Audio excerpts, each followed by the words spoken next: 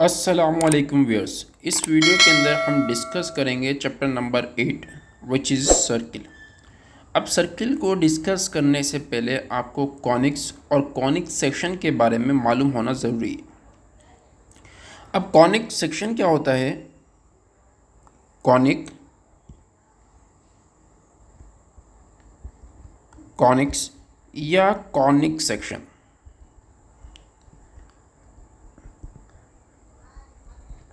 अगर कोई भी प्लेन कौन से इंटरसेक्ट करे, जो रिजल्ट आएगा उसको हम कॉनिक सेक्शन कहते हैं या कॉनिक प्लेन कहते हैं, कॉनिक्स कहते हैं। ये क्या है? एक कर्व है। These are the curves that are obtained, ये वो कर्व्स हैं जो आपको हासिल होते हैं कब? जब आप एक plane as intersection of plane and cone, जब प्लेन और कॉन आपस के अंदर इंटरसेक्ट करते हैं, जो रिजल्ट आता है उसको हम कॉनिक्स कहते हैं। उसको हम क्या बोलते हैं? कॉनिक्स।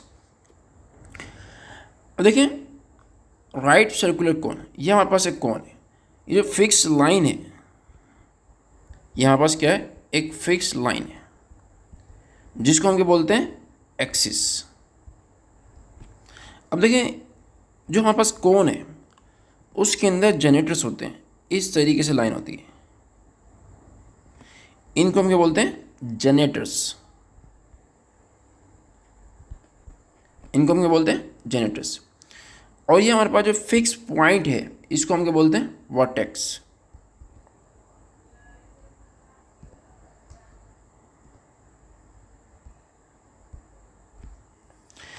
अब फिक्स लाइन हमारे पास क्या है? एसी लाइन है ये, जो जिसको हम एक्सिस कहते हैं। एसी लाइन है जो वर्टेक्स से पास करती है, वर्टेक्स से पास करती है। एसी लाइन जो वर्टेक्स से पास करे उसको हम क्या बोलते हैं? एक्सिस। उसको हम क्या बोलते हैं? एक्सिस।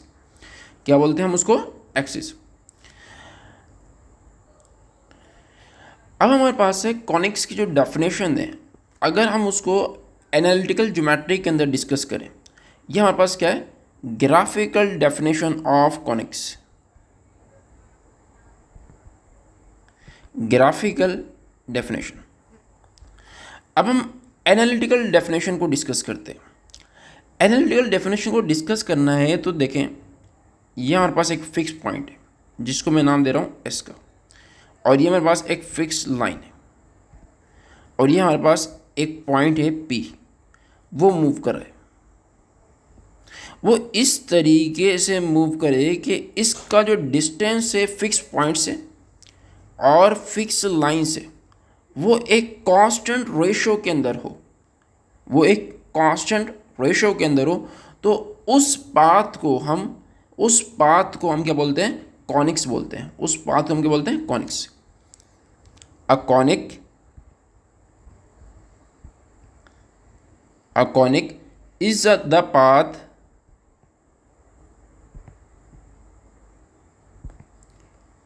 और लोकस ऑफ अ पॉइंट। अब पाथ और लोकस के अंदर कोई भी फर्क नहीं है।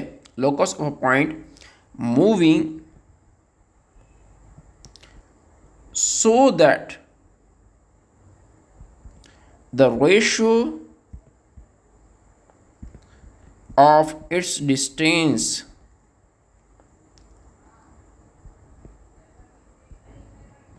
from fixed point to fixed line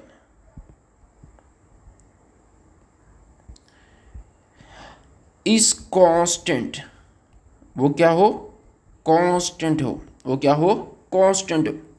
अगर एक पॉइंट इस तरीके से मूव करे कि उसका जो डिस्टेंस है फिक्स पॉइंट से लेकर और फिक्स लाइन तक वो एक कांस्टेंट रेशो के अंदर हो, तो उसको हम कॉनिक्स कहते हैं। अब कॉनिक्स की दो डेफिनेशन निकली। अगर हमारे पास एक प्लेन कौन से इंटरसेक्ट करे, एक प्लेन कौन से इंटरसेक्ट करे, जो रिजल्ट आएगा उसको कॉनिक्स कहते हैं। दूसरी डेफिनेशन क्या है, अगर एक पॉइंट जो है वो इस तरीके से मूव करे कि उसका जो डिस्टेंस है वो फिक्स पॉइंट से और फिक्स लाइन से एक कांस्टेंट रेशो के अंदर हो। अब हमारे पास है जो चैप्टर का जो नाम है वो हमारे पास क्या है, सर्किल। अब कॉनिक्स जो है उसके अंदर कौन कौन से कर्व्स शामिल होते हैं, तो पहला कर्व शामिल होता है सर्किल। अब सर्किल किस तरीके से होगा हम ये देखते हैं। अब देखें, ये हमारे पास क्या है, एक प्लेन है। अगर प्लेन जो है वो कॉनिक्स को परपेंडिकुलर कट करे, अगर इफ प्लेन, अगर प्लेन कॉनिक्स को परपेंडिकुलर कट करे, plane cuts the cone perpendicular, it means, इसका मतलब क्या है, जो रिजल्ट होगा, the resultant curve is circle. Resultant curve क्या होगा, एक सर्किल होगा। अब देखें, ये हमारे पास क्या है, एक सर्किल है। ये हमारे पास देखिए क्या है, एक सर्किल। अब ये जो रिजल्टेंट कर्व है उसको हम सर्किल कह रहे हैं। उसके बाद हमारे पास एलिप्स है। अगर हम प्लेन को स्लाइटली टिल्ट कर दें, इसको थोड़ा सा मोड़ दें, तो ये हमारे पास जो रिजल्ट आएगा इसको हम क्या बोलेंगे, एलिप्स। एलिप्स हमारे पास कब होगा, if plane is slightly tilt and cut one ellipse, if plane is slightly tilted, अगर प्लेन जो है वो स्लाइटली टिल्ट हो जाए, द रिजल्टेंट कर्व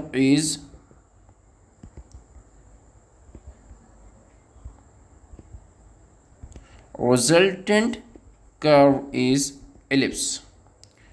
जो इसका रिजल्टेंट कर्व आएगा वो हमारे पास क्या होगा, एलिप्स होगा। वो हमारे पास क्या होगा, एलिप्स होगा। उसके बाद हमारे पास क्या है, पैराबोला। अब देखिए, जो प्लेन है ये पैरेलल है किसके, इस लाइंस के। ये लाइंस हमारे पास क्या है, generators. If plane is parallel to the generators, अगर हम डिस्कस क्या कर रहे हैं, parabola. If plane is parallel to generators, generators क्या है, एक लाइन से जो जनरेट होती हैं वर्टेक्स से। If plane is parallel to generators and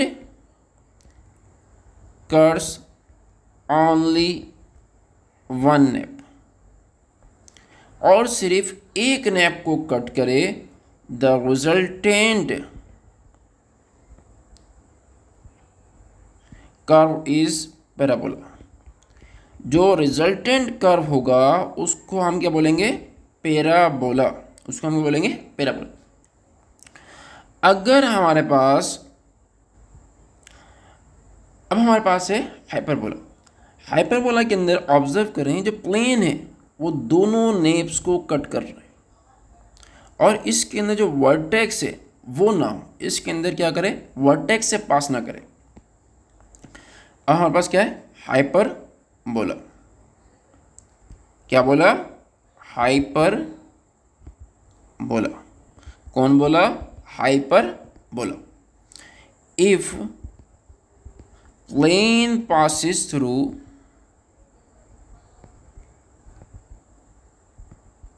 अगर प्लेन जो है passes थ्रू टू नेप्स,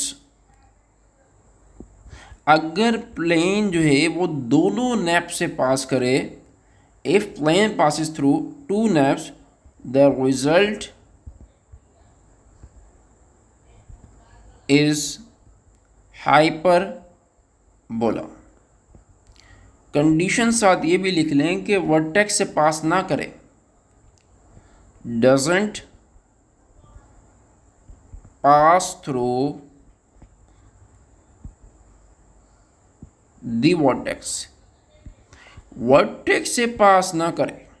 अगर वर्टेक्स से पास कर गया तो ये हमारे पास क्या हो जाएगी, डीजेनरेट कॉनिक्स। ये हमारे पास क्या हो जाएगी, डीजेनरेट कॉनिक्स। अब डीजेनरेट कॉनिक्स क्या होती हैं वो हम डिस्कस करते हैं।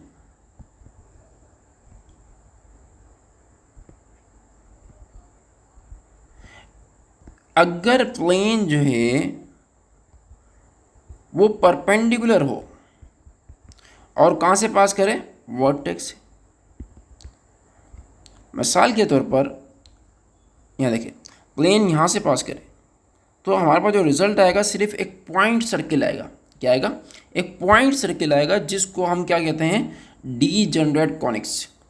अगर लाइन जो है वो दोनों पास करें इस तरीके से, टू इंटरसेक्टिंग लाइन, अगर दो लाइन इंटरसेक्ट करें तो ये भी हमारे पास क्या होगा, डीजेनरेट कॉनिक्स।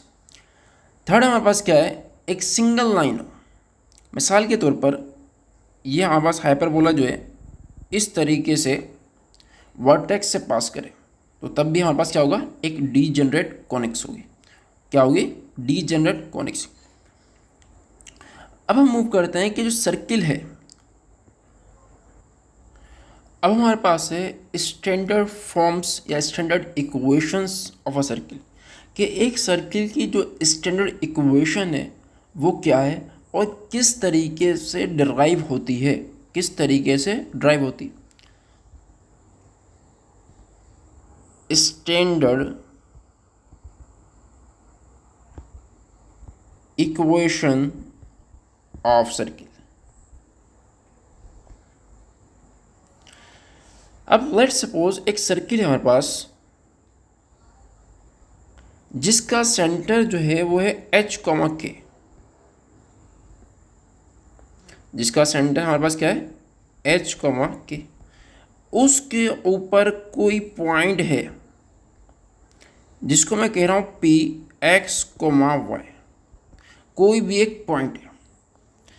अब देखिए, पॉइंट से लेकर सेंटर तक का जो डिस्टेंस है उसको हम क्या बोलते हैं, रेडियस।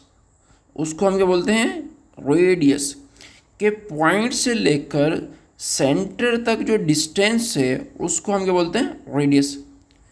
अब पहला पॉइंट हमारे पास है जो सेंटर है उसको हम कह रहे हैं H, K,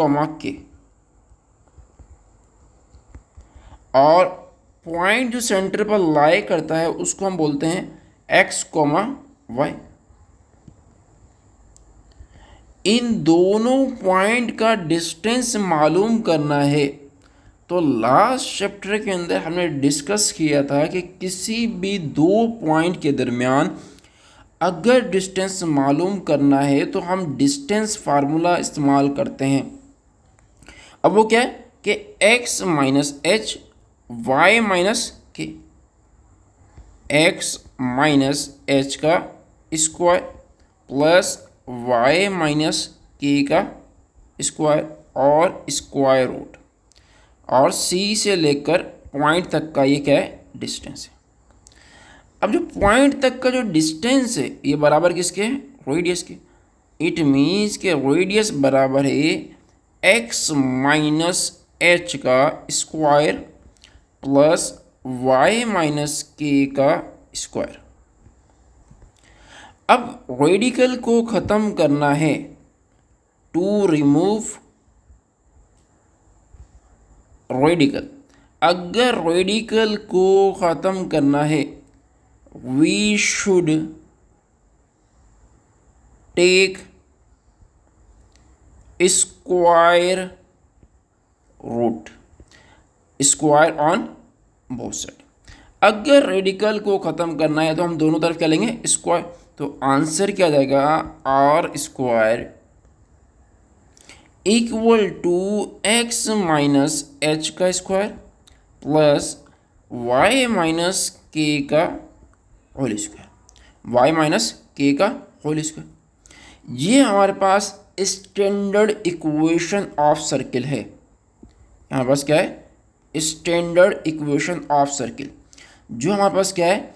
x minus H का whole square plus Y minus K का whole square equal to R square, equal to R square. If centre is origin, अगर सेंटर ओरिजिन हो, इसका मतलब क्या है? 0,0 हो, तो h की जगह हम 0 रखेंगे और k की जगह भी हम क्या रखेंगे? 0। तो रिजल्ट क्या आ जाएगा? x माइनस 0 का स्क्वायर प्लस y माइनस 0 का whole square. x minus 0 x और x का square plus y minus 0 y और y का whole square equal to R square, equal to R square. तो ये इक्वेशन है सर्किल की जिसका सेंटर क्या है? ओरिजिन है। जिसका सेंटर क्या है? ओरिजिन है। जिसका सेंटर हमारे पास क्या है? ओरिजिन। ओरिजिन का मतलब क्या है? 0,0। अब हम मूव करते हैं general equation of a circle. General equation of a circle, general equation of circle. अब जो हमने स्टैंडर्ड इक्वेशन निकाली थी वो क्या थी? एक्स माइनस एच का whole square plus Y minus K का whole square equal to R square, equal to R square. अब x माइनस एच का होल स्क्वायर को खोलें तो रिजल्ट क्या आएगा?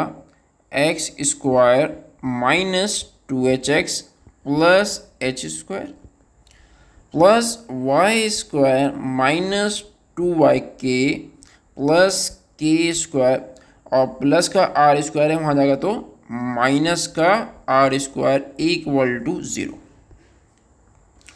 अब देखें, अगर मैं इसको रीअरेंज करूं, x square plus Y square minus 2hx minus 2yk plus H square plus के square minus r square equal to 0। अब हम क्या करते हैं? सिंप्लीफाई करते हैं। सिंप्लीफाई का मतलब क्या है? h minus h equal to g और minus k equal to f और c equal to h square plus के स्क्वायर माइनस आर स्क्वायर। तो रिजल्ट हमारे पास क्या जाएगा? X square plus Y square plus 2gx plus 2fy plus c equal to 0। ये हमारे पास क्या है? General equation of a circle, general equation of circle, जिसका सेंटर क्या है? वो centre is minus ji comma minus F. क्यों? अब देखें, सेंटर इस इक्वेशन में क्या था? एच, और h मालूम करना है तो माइनस से मल्टीप्लाई करें तो h बराबर किसी होगा? माइनस जी के। और इसी तरीके से हम माइनस से मल्टीप्लाई करें तो आंसर क्या आएगा? k equal to minus f. तो सेंटर हमारे पास क्या आ गया? Minus g comma minus f. Radius किसके बराबर होगा? रेडियस बराबर किसके? Square root g square plus f square minus c. ये हमारे पास क्या है? रेडियस निकालने का फार्मूला। तो इस वीडियो के अंदर सिर्फ और सिर्फ हमने जो बेसिक कॉन्सेप्ट थे, सिर्फ और सिर्फ जो बेसिक कॉन्सेप्ट थे कि किस तरीके से 8.1 के अंदर, एक्सरसाइज 8.1 के अंदर सवाल जो हैं वो पूछे गए हैं और उन कौन से कॉन्सेप्ट हैं या कौन से फार्मूलाज हैं जिनकी मदद से हम एक्सरसाइज 8.1 को सॉल्व करेंगे। तो वो सारे हमने डिस्कस कर लिए। अब नेक्स्ट वीडियो के अंदर हम एक्सरसाइज 8.1 को सॉल्व करेंगे।